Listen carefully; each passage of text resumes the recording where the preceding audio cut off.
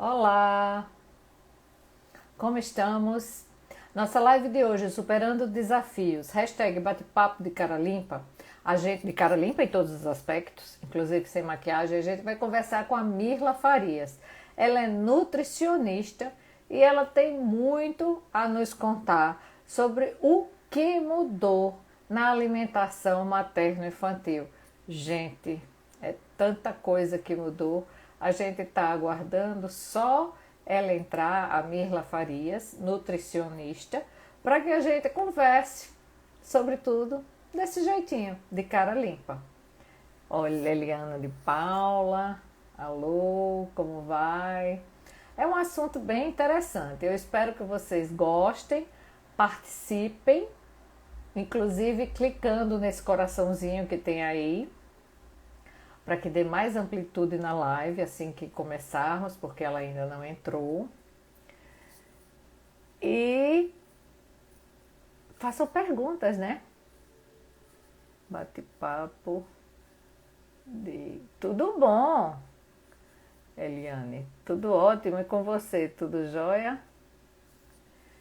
Mirla, cadê você? Cadê você, danada? Silene. Gente, eu tô esperando a Mirla entrar, tá? Vou mandar um convite aqui novamente. De 7h30, nós nos falamos há pouco, inclusive. Que joia que tá tudo bem, né? Graças a Deus. Silene.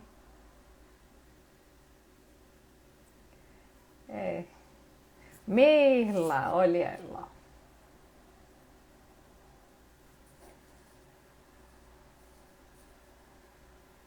Vou mandar um outro convite, gente, para segurar. Olha aqui, visualizando. Basta agora entrar para a gente começar.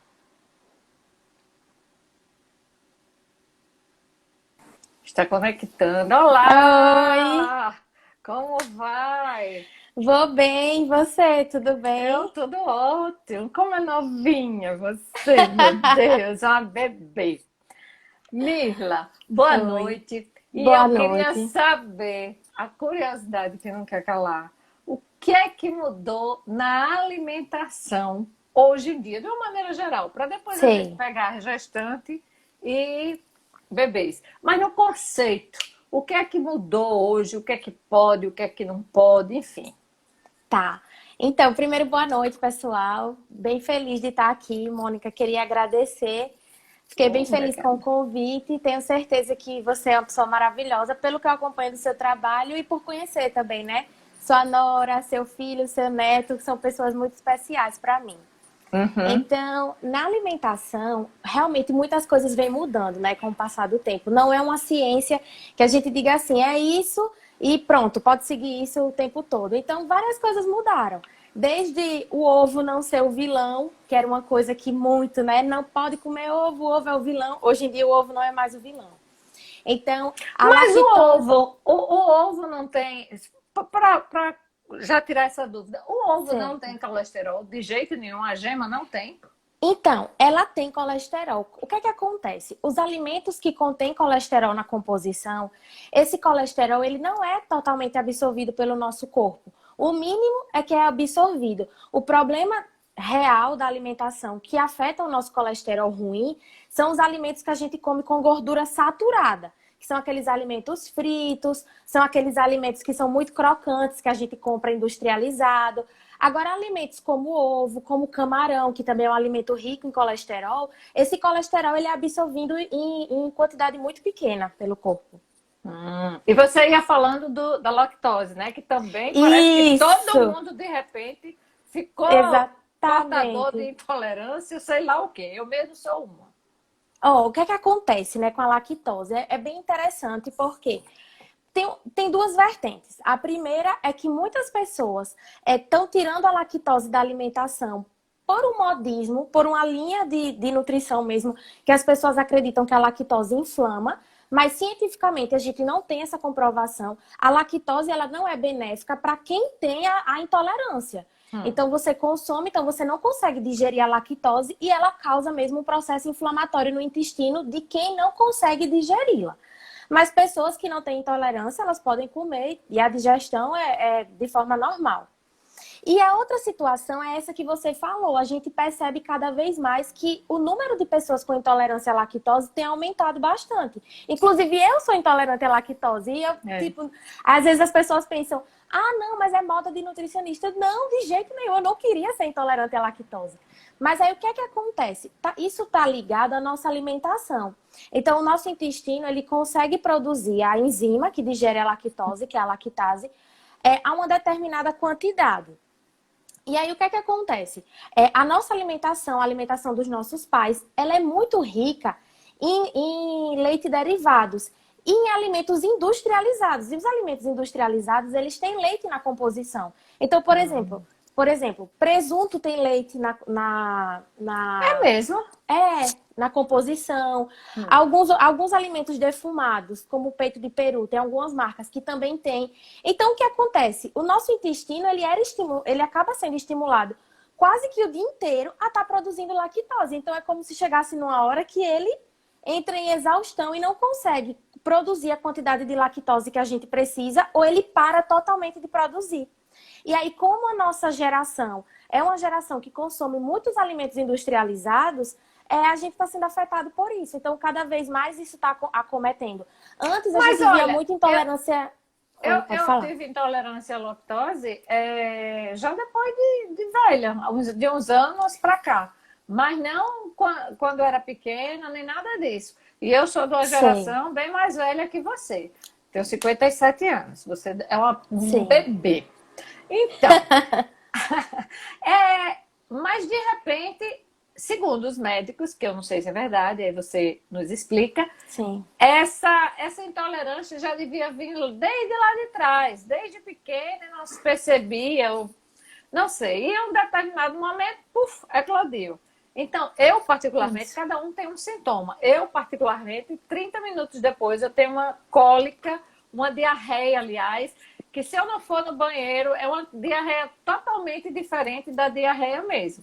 Então, você acabou de ir no banheiro, em tese, o problema acaba. Mas resolvido. Está resolvido. Mas tem muita gente até que emagrece demais e tudo.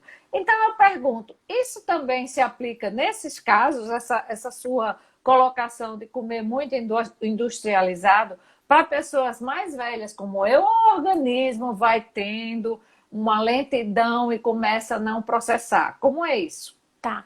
Não, para as pessoas mais velhas, que era isso que eu ia dizer, é mais comum as pessoas, com o passar da idade, essa tendência a ter intolerância à lactose ser aumentada.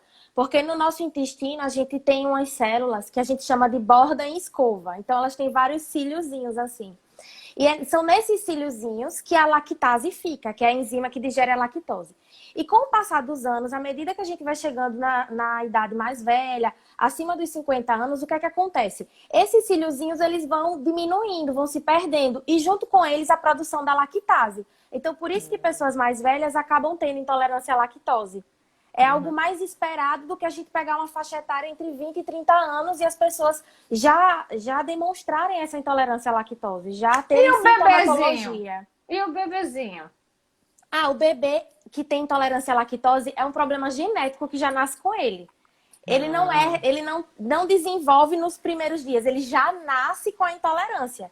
Então, isso é um problema genético, a intolerância à lactose de origem genética. E qual a diferença entre alergia e intolerância? Que muita gente diz ótima pergunta. Não é? Alergia e intolerância. Então, eu tenho alergia ao leite, então intolerância ao leite. Intolerância ao glúten ou alergia ao glúten? Certo. Então, qual é a diferença, né? A diferença entre intolerância à lactose e alergia à proteína do leite é que a intolerância ela é ao açúcar do leite, que é a lactose. E a alergia, ela é a proteína do leite, que é a caseína. Então, isso já é a principal diferença. A primeira, a alergia é um processo alérgico à proteína e a intolerância é o açúcar do leite, então é um carboidrato. E além disso, tem as repercussões. Então, a intolerância à lactose, ela gera problemas gastrointestinais, que é ou diarreia ou prisão de ventre. Você fica péssimo, dias sem conseguir ir ao banheiro. Você sente muita dor abdominal, aquele desconforto. Algumas pessoas sentem dores de cabeça por conta da intolerância à lactose, por causa dessa reação inflamatória. E a alergia ao leite não, ela causa sangue nas fezes, ela causa problemas na pele. Você percebe que são sintomas dermatológicos, então ficam aquelas placas na pele, vômitos em jato.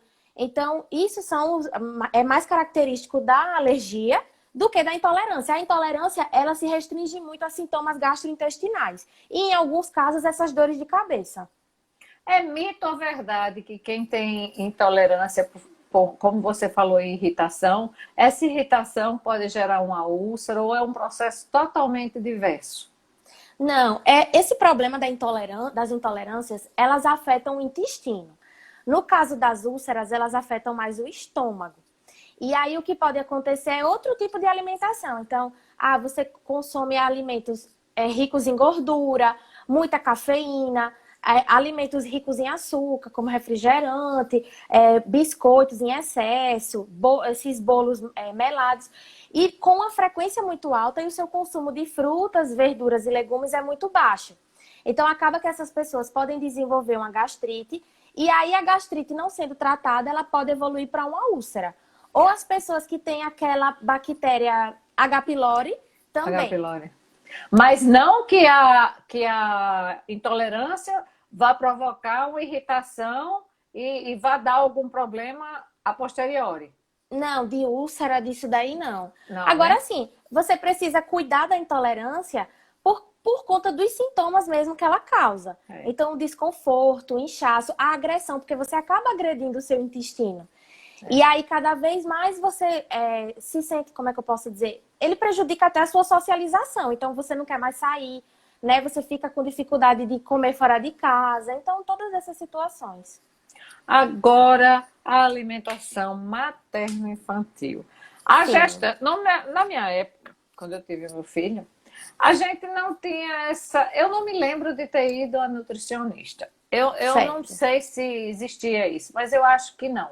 Não é que o profissional não existisse, mas não existia um hábito, talvez. Então, quem passava as orientações era o próprio obstetra. E pelo que eu tenho conhecimento, começou a gravidez, vamos comer isso, comer aquilo, enfim, com recomendações muito fueca. E por aí. Mas hoje eu vejo todo o acompanhamento. Esse acompanhamento nutricional é quando a gravidez começa ou isso é antes? Em que período? E como deve ser feito? Certo. Então, é o que eu amo fazer, né? Eu sou especialista em nutrição materno-infantil e realmente é como você falou. É uma especialidade muito nova. A própria profissão de nutricionista é uma profissão relativamente nova, comparada à medicina, por exemplo, né? E assim, essa especialização de materno-infantil, ela veio dos últimos anos. Então, eu entrei na faculdade em 2011.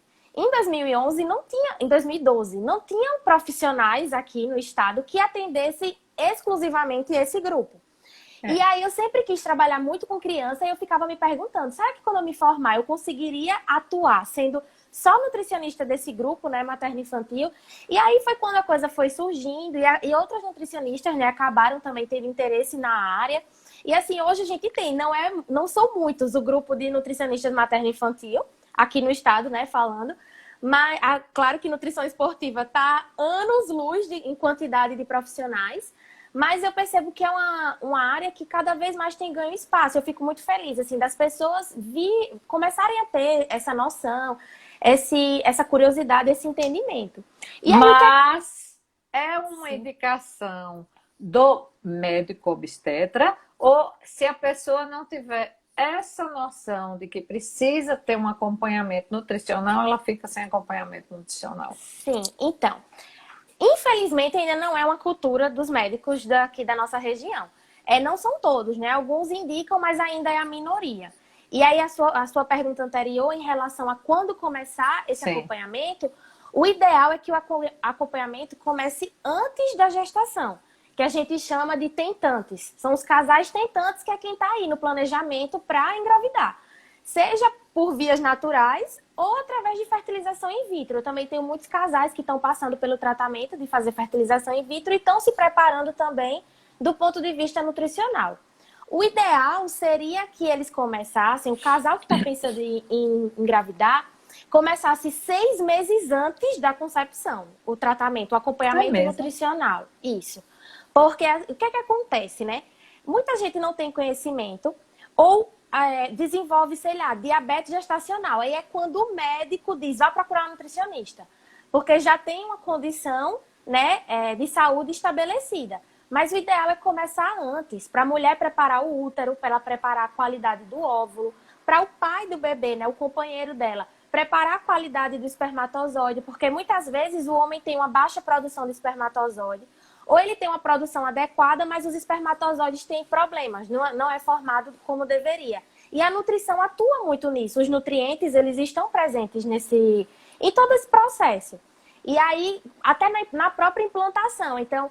O espermatozoide já fecundou o óvulo e agora ele precisa se implantar no útero para a placenta começar a crescer.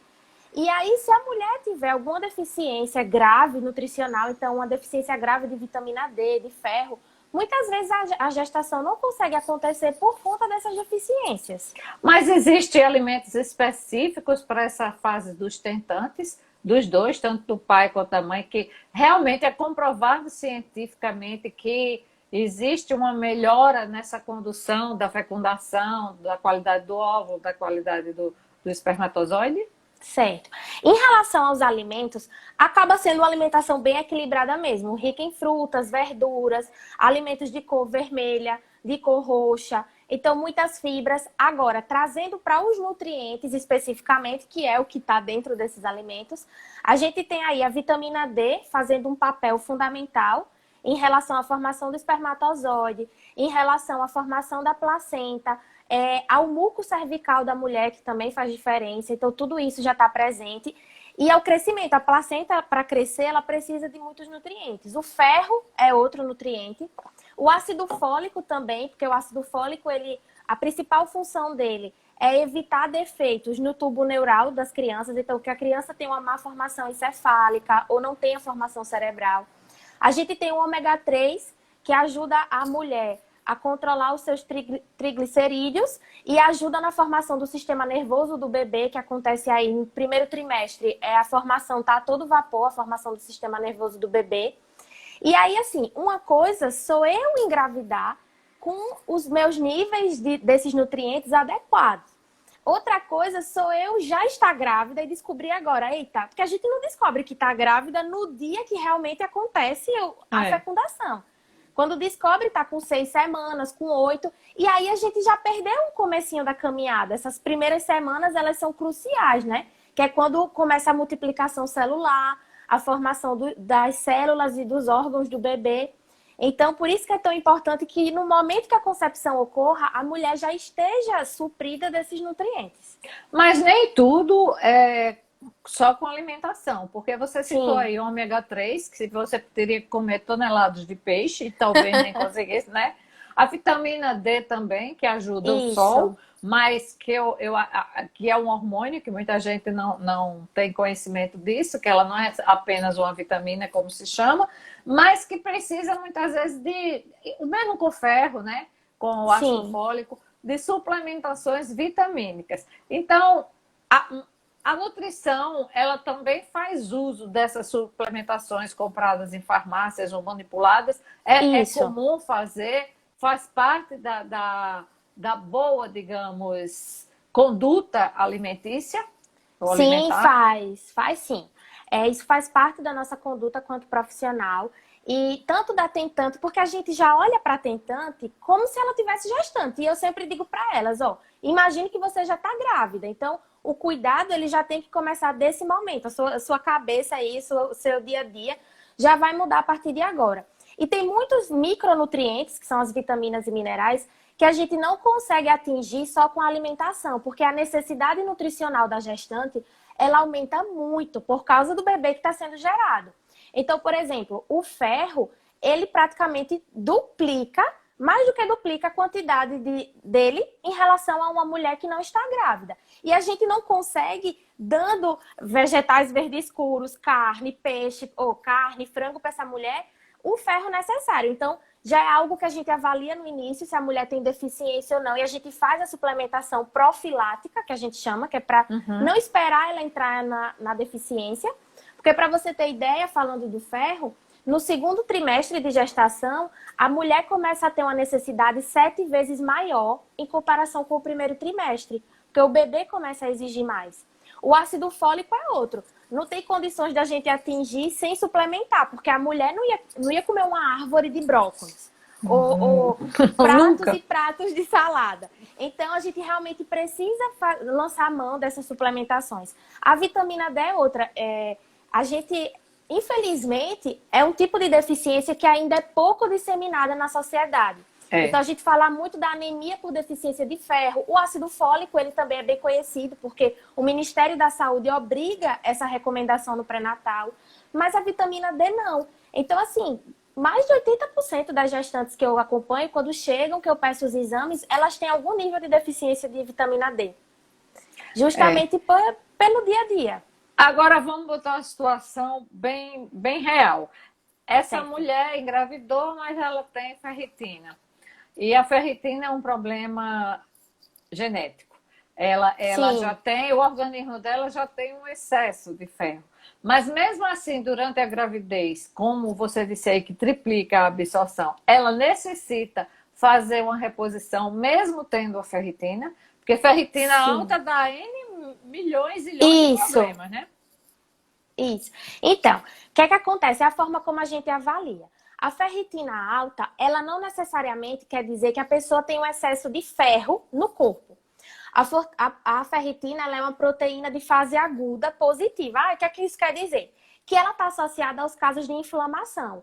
Então, se eu estou com alguma doença inflamatória no meu corpo, provavelmente a ferritina vai estar aumentada. Isso não quer dizer que eu esteja com o meu ferro também aumentado. Então, tem pessoas que têm a ferritina muito alta porque bebem. Então, homens principalmente, né, que têm aí esse hábito de bebidas alcoólicas com frequência, eles têm a ferritina alta. Mas trazendo para a realidade da mulher, o que é que acontece? Na gravidez a gente não... tem a ferritina genética. Isso, e tem a ferritina alta, né? Isso. Aí como é que a gente pode avaliar isso? Na gestação, a gente não pede só a dosagem de ferritina. A gente pede dosagem de ferro sérico, dosagem de transferrina, que é outra proteína, e o próprio hemograma, que é a hemoglobina e a formação das hemácias já dizem muito. Então, a gente consegue observar se o problema é só por conta da ferritina genética ou se a pessoa realmente tem deficiência de ferro. Porque a ferritina dela pode estar alta ou pode estar baixa pelo problema genético que ela nasceu. Só que como é, Mirla, que eu vou tirar a dúvida se ela tem ferro em quantidades adequadas no corpo ou não? É avaliando os outros componentes do metabolismo do ferro nos exames. Agora, a prescrição, eu quero saber como é que funciona isso. Porque o nutricionista e os outros profissionais, eles não podem requerer exames. Então, você tem que trabalhar junto com o médico. Mas num caso específico desse, ou em qualquer outro, que você queira analisar outros parâmetros, então, sempre você está tendo que solicitar. Não parece meio injusto? Ou se o médico entender que não precisa? Sim, totalmente. O que é que acontece? Nós, quanto nutricionistas, temos sim a autorização e somos aptos, né, formados para solicitar exame. O problema é que os planos de saúde nem todos cobrem as nossas solicitações. Não. Então, hoje... E eles falam muito que tudo é um ato médico, né? Por isso que eu estou lhe perguntando se... né? Exatamente. Aí, o que é que eu converso muito com os pacientes? Então, as mulheres, quando elas vêm para mim já gestantes, então no primeiro trimestre, descobriu, vem para mim. A maioria das vezes, elas já trazem muitos dos exames prontos que foram solicitados pelo obstetra. Quando eu preciso solicitar, o que é que eu faço? Ou eu converso com ela e digo, vou precisar solicitar tal exame. Algumas têm o plano de saúde que aceitam a minha solicitação, então tudo certo. Mas a maioria, a realidade não é essa. Então, ou elas não têm plano de saúde e vão arcar com a solicitação de exame financeiramente e vão fazer particular, E tem Ou plano de saúde aqui em Maceió que aceita tem, porque até há pouco tempo tem. atrás não aceitava, né? Não, tem sim, tem alguns que aceitam. GEAP, Correios aceita também. Se eu não me engano, são os Mas é o Correios. Unimed da Tem o... Vida, Saúde Bradesco, Que é o pois da é. maioria, né? Pois Não é. aceita. A gente está fazendo propaganda de plano, mas é bom que É, diga, né? é. E aí, no caso que eu preciso, eu faço a solicitação e peço para a paciente, ó, você não vai na médica tipo semana que vem, então pede para ela, junto com os exames que ela vai pedir esses daqui, ou se não, quando eu conheço também o obstetra, eu faço um recadinho, ou eu mando uma mensagem para ele dizendo, e aí eles passam. Raríssimos, Mônica, eles que ficam assim, sabe? Ah, mas eu vou passar agora, mas são bem raros mesmo. E eu sempre procuro ter uma boa Mas relação, tem, explicar. Tem, mas tem. tem sim. Pois é, e aí isso, Tem. isso, isso cria uma ansiedade na mulher, eu creio, e você não acompanhar como deveria a paciente, porque você fica sempre dependendo daquele exame. Quando é que o médico, quando é que você vai ser o médico? Você precisa daquele exame, digamos, para sua paciente voltar com tantos dias, mas você tem que esperar outra consulta para que. Quer dizer, é um tempo muito grande. E os É, planos, não é? É um tempo muito grande que a alimentação faz uma baita diferença e os cuidados uma baita. Pelo menos eu, como leiga, estou falando, viu? sim, mas é verdade. O Alailson, é isso aqui, Vieira, disse: a questão é que a medicina em si meio que invade, entre aspas, as outras profissões, digamos assim, sabendo que cada um tem sua especialidade. É, invade É, e não aceita muito. Já foi isso. pior, já foi pior. Já, Já foi bastante. muito pior. Bom, mas aí você tenta dar um jeito, mas já aconteceu casos em que você precisou e não teve como. O Isso, e a médico não mulher, quis. E e a aí? gestante, não, a gestante foi lá e pagou. Disse, não, mas eu vou É, fazer, pagou e fez. mas é Entendeu? meio que absurdo, né? Meio que É, com absurdo isso. certeza. Bom, aí a gestante que não foi tentante com você para ser Sim, acompanhando, ela chega para você com quantos meses nós vamos falar em mês, porque esse negócio de semana me tá. atrapalha totalmente. Ela chega o quê? Com 2 meses, 3 meses? Já chega assim Chega. com quantos meses e já perdeu quanto tempo aí? Porque uma boa nutrição, né? Já perdeu quanto tempo Isso. quando ela chega até você? Olha, a maioria delas chega para mim, porque assim, Mônica, a realidade de quem atende consultório particular é bem diferente de quem atende serviço público. Hum, Então, na minha época de faculdade, eu tive muita experiência em serviço público em que as mulheres chegavam com 6 meses, 7 meses, então já não tinha muito o que fazer, a gente ia fazer ali um é. paliativo. Mas assim, na minha prática de dia a dia de consultório, elas chegam muito com 2 meses, então chega no começo. Então, acabou de fazer 2 meses. No máximo, elas chegam perto dos 3. Mas assim, a maioria, algumas chegam depois. Então, quando realmente aquelas. Mirra, tô com diabetes gestacional, e já tá com 25, 26 semanas, elas chegam. Claro que dá pra gente fazer um trabalho bem legal, assim, eu tenho resultados muito bons com essas pacientes de pré-eclâmpsia, diabetes gestacional. A gente tem um desfecho da história muito positivo. Mas a maioria chega com 2 meses. Mas o bebezinho com 2 meses, o feto com 2 meses, não sei, ele já formou o quê e já teve prejuízo em quê? Digamos assim. Ó, ele tá, na verdade, em formação, né? Do sistema Sim, mas já, nervoso. já formou, tá, ou já tem parte do sistema nervoso Já. formado, já tem isso aqui. O que é que tem formado que já poderia estar melhor, digamos assim? Tá. Então, o que mais preocupa é o sistema nervoso e a coluna vertebral por conta da necessidade do ácido fólico. Então, o ácido fólico, ele é, assim, indispensável no primeiro trimestre, que são os 3 primeiros meses de gestação. E aí, quando elas chegam, às vezes chegam sem tomar nada e a gente corre contra o tempo, porque, para ver, né, que, enfim, para dar tudo certo. E aí, até então, dá certo.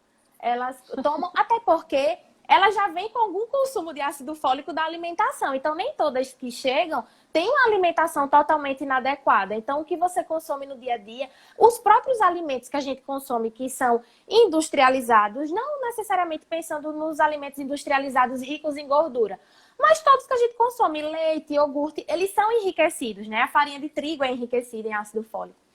E aí tem a própria a É expansão até da por placenta. determinação do Ministério, né? Isso, exatamente, Não sei se é exatamente da por isso. Agricultura ou da Saúde. Não me lembro. Exatamente. Aí, então, elas chegam e a gente faz essa suplementação, e aí a maioria já chega entrando no quadro de anemia por deficiência de ferro, e aí a gente corre para fazer essa reposição. Algumas vezes, porque também tem isso, nem tudo, nem a quantidade desejada o nutricionista pode prescrever sempre. Então, a gente tem um limite. Ferro pode prescrever até determinada quantidade. Quando eu vejo que a paciente precisa de uma quantidade maior, eu também passo um encaminhamento, um recadinho para o médico. E assim, geralmente é atendido, sabe? O médico acata bem, avalia e tá tranquilo, até porque os exames falam por si. É verdade.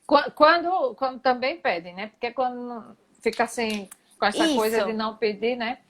Aí a paciente já fica com problema. Porque, ai meu Deus, eu quero nutrição, eu quero. Mas hoje eu acho que mudou Isso. muito a mentalidade das próprias gestantes, né? Eu acho que Sim, por elas bastante. mesmas, as mulheres estão pensando mais, embora a geração jovem ainda coma muita porcaria, muita coisa industrializada, muito refrigerante, muita coisa que assim não deveria estar no cardápio, mas quando a mulher está grávida, eu acho que bate um senso assim, pim, fiquei grávida, estou responsável por outra pessoa. Exatamente.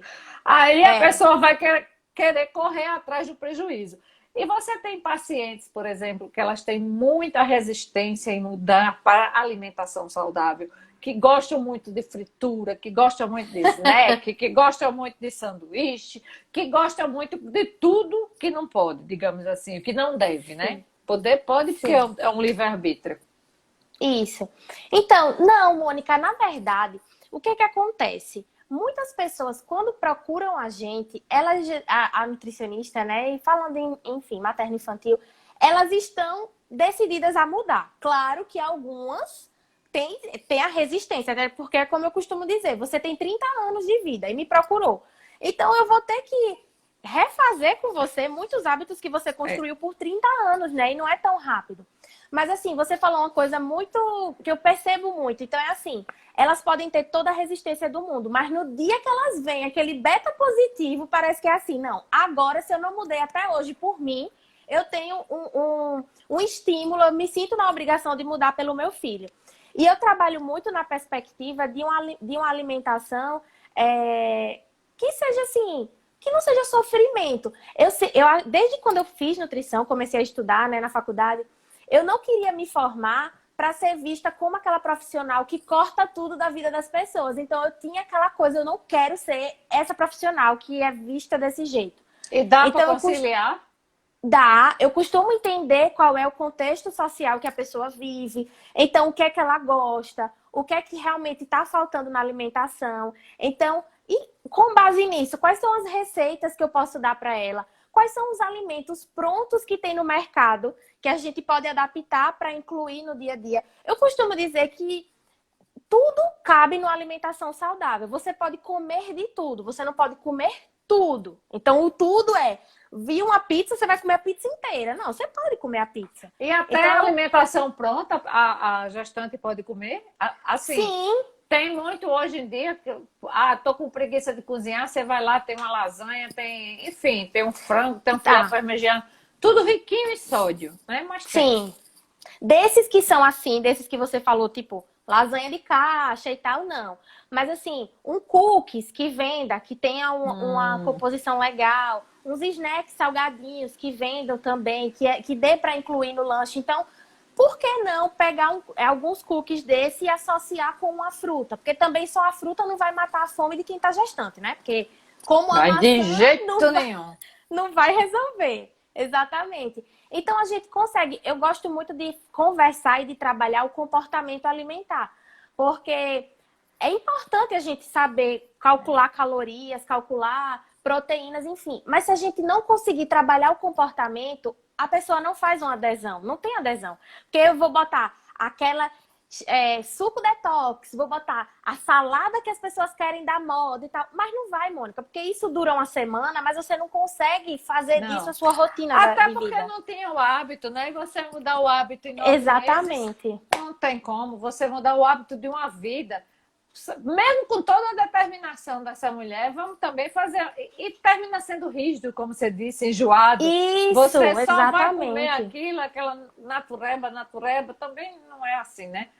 Muita gente Isso. não consegue. Agora vamos falar de uma Isso. coisa que, meu Deus do céu, eu, quando tiver meu neto, vou ter que passar por um curso, porque eu sei que euzinha estou totalmente desatualizada. Chá, eu sei que Sim. não pode mais, papinha não pode mais, chupeta não pode mais, nem parece que tem que dormir de papinho pro ar. Não me lembro mais, não pode de papinho pro ar, agora tem que ser não sei Isso. como. Gente do céu, é muita informação. O que É. mudou na alimentação? Sim, e também agora tem uma BLW, né? Um tipo de alimentação Isso. aí. O que mudou na alimentação dessas fofurinhas? Então, Mônica, mudou muitas coisas. E assim, e para mim, inserir a avó nesse contexto é fundamental. Então, eu sempre, quando o paciente Por vem quê? marcar a Por que é consulta, fundamental inserir a avó? é fundamental primeiro porque a criança fica muito tempo com as avós. As avós, elas têm uma influência em relação à mãe e ao pai. Então, ela sempre está opinando. Quem nunca escutou a avó dizer que criou o filho daquele jeito e a filha e agora não pode mais fazer isso com o neto? É. Então, eu tento muito trazer elas para junto, para participar desse momento, para explicar. Porque o que acontece, Mônica, às vezes a gente chegar e falar: não, vó, isso tá errado. Não, vó, não faça isso. Não é legal. Você precisa explicar para ela o É. porquê hoje é diferente do que ela fez há tempos atrás. E aí a gente precisa inserir no contexto. Mas assim, muitas coisas mudaram na alimentação infantil. Então, quem foi mãe há 5, 6 anos atrás, quando chega para mim hoje com um filho, né, novinho de 6 meses, diz logo: Mirla, o que eu fiz há 5 anos atrás eu já vi que já mudou. Imagine quem foi mãe há 20, 30 anos atrás, né? Pois é, muita diferença, né? Isso. Então, primeiro de tudo, o que é que acontecia? Primeiro que a gente começava antes a introdução alimentar com 4 meses. E hoje não começa mais com 4 meses, começa com 6 meses. Se o bebê, mesmo que o bebê só seja amamentado pela mãe, é com 6 meses. E se o bebê não for amamentado, mas ele faz uso de fórmula infantil, ele também começa com 6 meses. Então não tem E uma por regra que de mudou? 4. Você chegou à conclusão que o bebê não digeria bem os alimentos? Ou o que acontece? Um dos motivos foi esse. E existem outros também. Então, com 4 meses, o bebê ainda tem um reflexo de protrusão da língua muito grande, que é aquele dele ficar cuspindo e botando a língua para fora, empurrando as coisas que entram na língua. Ele não tem um controle adequado de pescoço e de coluna, então ele pode ficar com a cabecinha arriando ou arriando na cadeira, e isso pode acabar engasgando ou acontecendo até algum acidente mais sério com a criança. Muitas vezes ele não tem o interesse de interagir com o alimento, porque ele realmente ainda é muito imaturo, né? Em questão de funções cognitivas. E funções motoras também, com 4 meses. E aí, com 6 meses, a criança ela já tem os reflexos de prontidão, que a gente chama, que é ele estar pronto. Então, você começa a perceber que o seu bebê está pronto para comer quando ele começa a ficar desesperado quando ele vê a família comendo. Então, ele quer pegar na comida, ele já pega o brinquedo e leva para a boca. Ele já consegue sentar sozinho, ou quase sozinho. O quase sozinho é quando a gente senta eles e depois de um tempo é que eles vão arriando para frente, por exemplo. Mas ele já tem a curiosidade de pegar, ele já consegue ficar com o alimento na boca sem estar cuspindo o tempo inteiro. Então, e a maturidade cognitiva mesmo, de querer explorar, de tocar, de cheirar, de Então, esse lamber. bebê, independente de que a mãe pode ter um problema, é você fazer uso de fórmulas, né? Ou Isso, amamentando ou tomando as fórmulas, ele só vai comer com 6 meses. A partir de 6 exatamente. meses, que aí ele vai Isso. introduzir essa alimentação. E essa história do dormir, vou mais além. Os Sim. bebês hoje, eu tenho visto muitos casos, muitos relatos de bebê com refluxo. Eu não via isso antigamente. Ou existia, a gente não sabia. Como é isso? Mônica, o que existe também é um confundimento.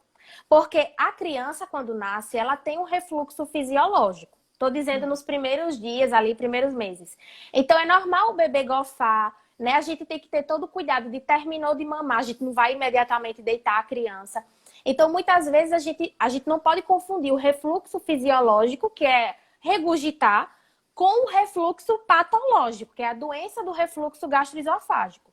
Então, se os meses vão passando e o seu filho continua gofando muito, então 8 vezes, 9 vezes, assim, próximas, isso não é normal. Então, geralmente quem faz a avaliação é o pediatra e às vezes o gastropediatra que faz. Mas não é tão comum. O que acontece muito é a gente ter pais que fazem a confusão de realmente não ser a Mas doença olha, do refluxo. eu sou voluntária agora não, porque com a pandemia todo mundo deixou de fazer tudo. E Sei, eu via muitos bebezinhos da instituição que eu vou, esse aí tem refluxo, esse aqui tem refluxo. Eu sei. dizia, menina, esses meninos estão tudo nascendo já com problema. E aí, o que é que acontece? Aí eu percebo que é uma coisa, pelo menos é dita que sim, né, que é um refluxo, e que tem que se tratar. Mas por que tanto bebezinho com refluxo, se é que é o refluxo correto, como você disse, né? Entendo. Olha, tem duas situações. Em algumas, eles podem realmente nascer com alguma malformação de alguma válvula do estômago, do esôfago, que leva a isso. Ou pode ser o tipo de alimentação. Então, eu não sei como era a instituição que você atuava, mas quando eu tinha experiência no sistema público de saúde, o que é que acontece? Muitas mães não conseguem amamentar e, por situação financeira, não compram a fórmula infantil. Então, já introduz o leite de vaca, que é o leite que nós adultos Ou consumimos. bota uma tal do mingau com De uma maisena, né? farinha. Farinha, Isso. sei lá. Que é para dar, que a gente diz assim, é para dar uma engrossadinha, porque só o leite é muito fraco, aí faz aquela, às vezes, Mônica, faz um gogó que a gente chama tão consistente que eu não sei nem como passa pelo bico da mamadeira, que parece mais uma papa mesmo. Entendi. Então, isso causa bastante, porque a criança não tem maturidade de digerir a quantidade de carboidrato e muitas vezes a quantidade de gordura que tem naquele gogó, digamos assim. Então, ele fica regurgitando bastante. Uhum. E aí chegou os 6 meses. O que é que Certo. faz com esse abençoadinho? E a vovó, e a mamãe e o papai. O que é que E vão todo fazer? mundo. E todo mundo, né? Porque Então. é uma questão que envolve toda a família, agregados, parentes, aderentes, enfim. É isso Não é? mesmo. E todo mundo tem alguma opinião, né, Mônica? Para falar, alguma Exatamente. experiência para contar. Então, quando faz os 6 meses, o que é que eu falo para a mãe quando marca a consulta? Para ela vir para a consulta e ela trazer quem vai ficar com o bebê. Se vai ser a avó, se vai ser a tia, se vai ser a babá. Nesse tempo de pandemia, eu também estou fazendo consulta online, então já aconteceu de colocar assim, umas 4 pessoas na chamada. A gente ter 4 janelinhas ou 5 para falar. E aí, fez 6 meses, o que é que vai acontecer agora? Primeiro, é o controle das expectativas, que eu acho que é um dos principais problemas que eu encontro hoje em dia como profissional na introdução alimentar. Então, os pais, eles chegam com aquela expectativa de que, de primeira, o bebê vai raspar o prato, vai comer tudo e Doce tudo ilusão. certo. Doce ilusão. E a Então, demora? Ave isso. Maria. Então, é aquela idealização, né? Aquele mundo perfeito. Então, eu digo logo, ó, vamos tentar controlar as expectativas e pensar que pode ser que no primeiro mês ele nem pegue direito nessa comida. Então, a gente não pode também começar com todas as refeições de uma vez só. Então, vamos começar com a fruta ou de manhã ou à tarde, em um dos 2 lanches. Mas a E fruta aí? inteira, a fruta em pedaço, a fruta para o bebê. Então, a gente tem 2 métodos, né? Que são mais 2 abordagens que são mais utilizadas. Tem a abordagem participativa, que é um pouco parecida com a de antigamente, que a gente dá na colher. Só que a gente não vai passar na peneira, a gente não vai liquidificar, não vai colocar naquela chupetinha que tem a redinha. Nada disso vai usar. A gente vai pegar a fruta e vai simplesmente machucar com o garfo. A única coisa que você vai usar é o garfo para machucar bem a fruta que você vai ofertar. Mas se for a maçã? Maçã tem que raspar, não? Não, aí se for a maçã, você pode raspar sim. com a colher sem problema. Com E aí casca e tudo. Não tem essa de tirar a casca. Não, aí no começo você tira a casca, porque a criança não vai ter realmente a habilidade de fazer a mastigação e da casca, né, e engolir. Pode ser que engasgue. Então, no começo eu digo para raspar. Ou você vai fazer pelo BLW. Que o BLW é uma sigla em inglês, que é Baby Led Weaning, que é a alimentação guiada pelo bebê. Então, o que é que isso quer dizer? Eu, quanto profissional, vou mostrar para você, vou lhe dar materiais, subsídios, de como você vai cortar cada alimento. Então, se eu for dar a manga, Mirla, eu vou cortar como? Se eu for dar a maçã, se eu for dar a banana. E você, como cuidador, vai fazer os cortes adequados e o bebê que vai comer. Então, você vai deixar lá na mãozinha dele, ou na mesinha, né, de alimentação para ele pegar, e ele vai levar à boca, e ele que vai guiar quanto que ele vai comer. Então, sim, não somos mas nós. peraí, fala-se muito na psicologia que a participação dos pais é muito importante durante a refeição, até porque você tem que criar um hábito dessa criança. Aí Isso. vai essa tal introdução aí que o bebê vai fazer no tempo dele. Esses pais de hoje, que mal tem tempo para eles, vai ter tempo para esperar 1 hora ou mais que essa criança chupe, mastigue, sei lá, mastigar com mesmo sem dente, mas chup, chup, chup, vai conseguir esperar? Então, isso eu converso bastante também, porque é um processo educativo. Então, a gente não vai fazer o corte, botar lá e pronto, meu filho, se vire, boa Se sorte. vire, fique aí, comigo e vou embora. Isso. Então, uma das coisas, eu tenho muitas mães que são minhas pacientes na gestação e continuam comigo na introdução alimentar. Então, desde a gestação, eu já digo para ela e para o esposo, né, quando vão para a consulta, que é importante que a mudança de comportamento e de hábito comece naquele momento para não ser um impacto tão grande quando o bebê começar a comer. Então, é importante que o pai e a mãe, ele consuma o que ele está dando para o filho. Então, se hoje é dia de dar a banana, então vamos comer a banana para ele ver também. Não adianta dar a banana para ele e ficar comendo biscoito recheado. Mesmo sem fome, vai comer, né? Porque o horário da criança, né? Tem que demonstrar. Nem que seja metade da banana, mas exatamente. Exatamente. E eu digo aos pais para criar uma rotina com a criança. Então, você não vai fazer, hoje o lanche da manhã foi 9 horas, amanhã vai ser 10 horas. Depois de amanhã vai ser 11 horas. Não, porque a gente precisa inserir essa criança numa rotina. E aí é importante, inclusive, a paciência. Então, pode ser que no primeiro dia, no segundo, no terceiro, ele não coma, ele cheire, ele toque, ele passe no rosto, no cabelo, e ele não leve para a boca. Isso não está errado. Porque o processo educativo de aprender a se alimentar, ele não é só pegar o alimento e colocar na boca e engolir. Ele envolve todo um contexto social e um contexto de desenvolvimento motor e cognitivo. Então, por exemplo, o tipo de corte que você vai oferecer ou de consistência, se for amassado, com 6 meses, a gente muda depois dos 8 meses, porque a criança já está desenvolvendo a coordenação motora fina. Então, existe uma lógica desse processo de aprendizado. E aí mas qual que só para concluir, qual desses 2 processos você orienta aos pais? São eles que escolhem qual que quer ou é você que diz qual é o mais aceitável, o melhor? E a Natália, que teve neném agora há pouco, disse, vou falar isso para o Irineu, essa paciência de Jó aí que você disse. Tem que ter. Sim. Aí, qual é o que você orienta?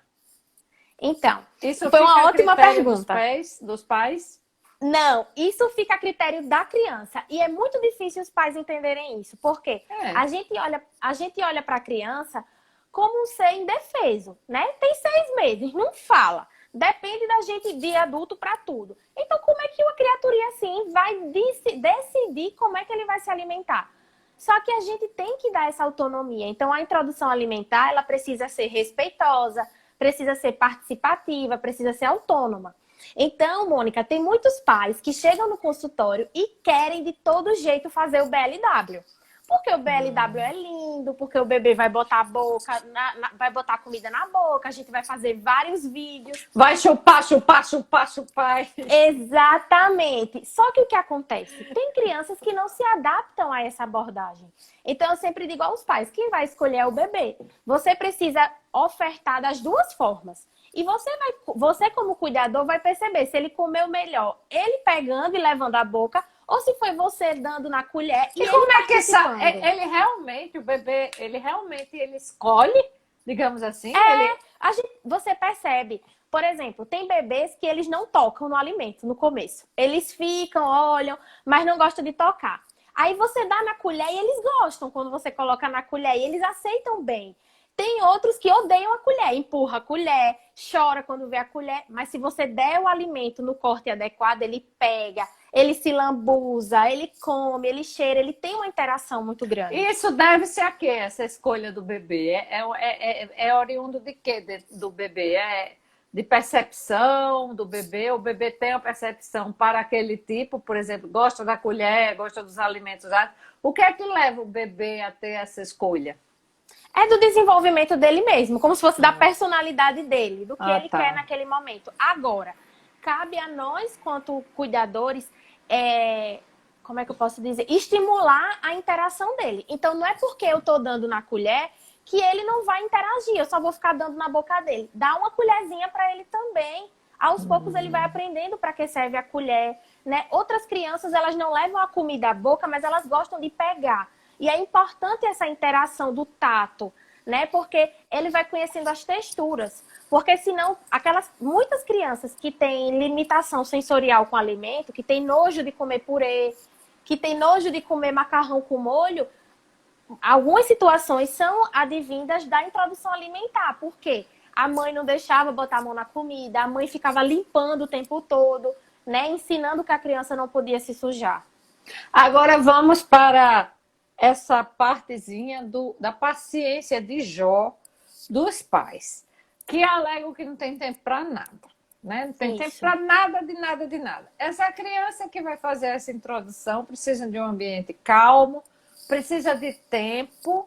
Esse tempo não é só 10 minutos, 15 minutos, porque haja tempo para uma criança ir pegar no alimento até ele descobrir que é para botar na boca, que quer saber o sabor, até deixar esse alimento, por exemplo, se for uma carne, sem, assim, uma bucha, né? Porque de tanto chupar. E aí, essa criança se alimentou e o pai não tem, ou então o pai diz, não, esse menino não comeu, a mãe também, esse menino não comeu, não dá para esperar mais. O que é que acontece na realidade? Porque é tudo lindo teoricamente, mas teoricamente na prática, né? Na prática. Então, o que é que eu peço, o que eu converso muito com eles? Primeiro, não é para deixar a criança em frente de televisão, nem com celular, porque muitas vezes, como a criança fica impaciente no começo, porque de repente você bota ela na cadeirinha presa naquele cinto, a criança não quer ficar. Aí o que é que você pensa? Eita, vou botar um desenho para ele assistir, porque com o desenho ele vai ficar quieto. Aí acontece, a criança fica quieta e você fica colocando o alimento na boca dela. Mas aquilo ali, a criança não está se alimentando, ela está sendo alimentada, ela só está ingerindo o alimento, mas ela não está criando a consciência do que realmente é a alimentação. Porque ela está ligada no desenho. Então exatamente. Ela abre do automático a boca. Mas isso. Né? Exatamente. Então eu digo, precisa ter paciência. Aí o que é que acontece muitas vezes, né? Que eu costumo dizer, vamos recuperar onde foi que aconteceu, onde é que se perdeu nesse meio do caminho. Então você começa hoje a dar o almoço da criança, do jeitinho que a Nutri falou que era para dar. Aí você foi dar e o bebê não queria. Aí o bebê demora mais de 1 hora para comer, porque ele vai mastigando no ritmo dele. Porque mesmo quem não tem dente, mastiga. As crianças, elas mastigam, né? A gengiva é muito rígida. E aí você começa. Aí o bebê não come tudo, é normal. Ele comeu o que satisfez a ele. Aí você entra em desespero. Vai pro 2º dia, mesmo jeito. 3º dia, também. Aí você diz, quer saber? Eu vou liquidificar tudo e vou dar para esse bebê para ver. Aí você passa tudo no liquidificador e dá aquela papa meio marrom. Fica meio marrom, né? Quando a gente liquidifica o almoço. E ele come. Aí você fica super feliz porque o seu filho comeu. Porque você começa a entrar naquela paranoia de que você não quer mais que ele coma o que é saudável, o que é certo. Você quer que ele coma alguma coisa. Que ele se alimente para não morrer de fome. Essa é a questão, né? E aí o que acontece? Mirla, mas por que o bebê aceita? Ele tem dificuldade de aceitar machucado ou sólido, mas ele aceita o pastoso. porque é confortável para ele a consistência pastosa. A criança já vem há 6 meses conhecendo só o líquido, que é o leite, seja materno ou a fórmula. Quando a gente coloca a criança no desafio da introdução alimentar, ele tem que sair da zona de conforto. E tudo que tira a gente da zona de conforto incomoda. Então, ele ainda está aprendendo. Então, 3 dias para a criança aprender a comer sólido e do jeito que a gente quer, e tantos sabores novos e tantas apresentações. Que urgência é essa que a gente está transferindo para a criança? E aí você começa a cair naquela de liquidificar. Aí o seu filho completa 1 ano e ele só come comida liquidificada. Aí o que é que você faz? Tenta introduzir um café da manhã. Aí, não, meu filho, vamos comer fruta. Aí o bebê não quer fruta, porque ele só conhece suco, ele só conhece a fruta passada na peneira. E aí ele começa a não querer. Aí o que é que você faz? Então eu vou dar uma papa. Uma papa de alguma farinha aí, uma papa de maisena. Pronto. Aí ele come. Na hora do almoço é o alimento em sopa e no café da manhã e na janta a papa. E aí o que é que aconteceu nisso? Aconteceu que você não teve paciência. Então a criança, ela precisa ser exposta a um alimento em torno de 12 a 15 vezes. E não é no mesmo dia, são em oportunidades diferentes. Então, você hoje chegou pro seu bebê de 6 meses e deu a laranja pela primeira vez. E ele fez uma super careta. Aquela careta não quer dizer que o bebê não gostou da laranja. Quer dizer que pra ele é novo. É tipo, o que é isso que a minha mãe tá me dando? Se há tanto tempo ela só me dá a mesma coisa que é o leite. E aí ele faz a careta naquele dia. E aí no outro dia ele faz de novo. Na semana que vem, a careta já não é tão feia, já não é aquela careta assim de que não Ele gostou. já tem o processo mental, inclusive, de que aquilo... Exatamente. Né? Exatamente. E aí, se você entra nesse desespero de vou dar qualquer coisa, ele vai morrer de fome, aí você acaba cedendo muitas vezes para os alimentos que não são saudáveis e eles são de rápido preparo. E aí chega para mim no consultório com 3, 4 anos e diz: não, porque só come pastoso, liquidificado, porque nunca gostou de comer as outras coisas. E quando você começa a conversar, você vai descobrindo que foi porque... Que a mãe ou alguém não teve paciência, né? Exatamente. Faltam 4 minutos, eu queria que você dissesse o porquê de não mais chá. Chazinho, não. Tá. O chazinho não, pelo menos assim, nesse primeiro ano de vida, porque o chá, ele não tem nutrientes. Então, o chá é uma bebida que não tem caloria, não tem proteína, não tem vitamina, mineral. Ele tem as propriedades da planta. Então, a criança pode encher a barriga de chá e não querer comer um alimento que realmente vai nutrir a Mas ele. chá para dor, que se dava muito, chá para acalmar, chá para não sei o que, isso não funciona, né? Aí, além disso que eu falei da nutrição, tem o fato da gente não ter um conhecimento profundo da ação das ervas no organismo do bebê. Principalmente o bebê com menos de 1 ano, né? A partir dos 6 meses ou até com menos, que tem gente que dá com menos, né? Aquele chazinho de erva doce, quando tem 2 meses, 3 meses. De boldo. Então, isso. A gente não sabe a repercussão dessas ervas na fisiologia do bebê. E a chupeta, por que não? Nossa, a chupeta, ela tem discussão para várias lives, né? Mas assim, a chupeta, a gente precisa dizer ao pai e aos pais que a chupeta, ela é um bico artificial que pode levar ao desmame. Então, a criança que chupa chupeta e mama, ela pode começar a confundir os bicos. Então, ela pode começar a negar o peito da mãe porque ela se acostumou com o bico da chupeta. Além disso, a chupeta é uma sucção não nutritiva. Então, o bebê suga. Muitas vezes o bebê dorme porque ele cansou de sugar e para ver se saía leite e não saiu nada. E tem a formação de toda a arcada dentária, da própria formação da fonoaudiologia do bebê em relação à fala, em relação ao desenvolvimento cognitivo. Então, assim, se quer dar a chupeta, é o critério dos pais. Mas nós, quanto profissionais, precisamos esclarecer as limitações de dar chupeta para o bebê. Mas existe, você pode dar também com limitações, ou é totalmente não indicado? Falta só 1 minuto, mas fale rapidinho. Tá. Não, o ideal é que não dê. Porque muitas vezes a gente não vai ter esse controle. Quando o bebê chorar, ele vai querer a chupeta. E você vai dizer o quê? Não, filho, a chupeta é só de manhã. Não tem como ensinar isso para um bebê de 2 meses. Então, entendi. Acaba que no desespero você sempre dá a chupeta. E aquilo vira parte da criança. Você sempre que olha para a criança... E se ele berra, chora, você continua, faz o vídeo de mercador. Como é que consola essa criança hoje? Porque não pode nem mais balançar, né? Isso, não, depende muito do seu contato Rapidinho, com. faltam 50 Depende segundos. do contato com o bebê, mas muitas vezes o que ele precisa é do colo da mãe, do cheiro da mãe, ou até tá na mama, no peito, sugando só para ter aquele contato e os hormônios da mãe virem para acalmar o bebê. Mirla, muito obrigada. Amei a Eu que live. Espero que agradeço. você tenha gostado. Daqui a pouco ela vai Também. estar lá no IGTV e no canal no YouTube, tá certo? Obrigada, Beijo Mônica. grande. Beijo, Tchau. tchau.